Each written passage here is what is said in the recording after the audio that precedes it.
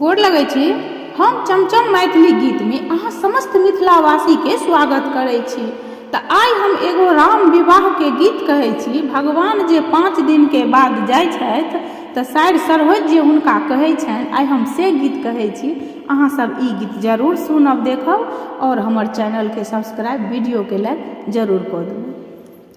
ए पाहुना आही मिथिले में रहू ना, ए पाहुना आही मिथिले में रहू ना। जौने सुखबा ससुरारी में, जौने सुखबा ससुरारी में, तौने सुखबा केहू ना। ए पाहुना आही मिथिले में रहू ना, ए पाहुना आही मिथिले में रहू ना। रोज सवेरे उकटन मल के इतर से नहवाएब, रोज सवेरे उकटन मल के इतर से नहवाएब।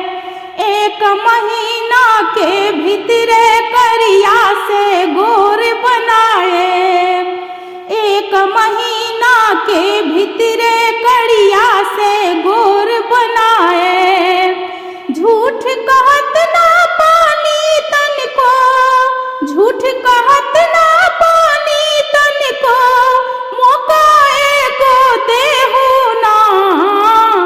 ए पाहुना आही मिथिले में रहू ना, ए पाहुना आही मिथिले में रहू ना। नित्य नवीन मन भावन व्यंजन परसल कंचन थारी, नित्य नवीन मन भावन व्यंजन परसल कंचन थारी।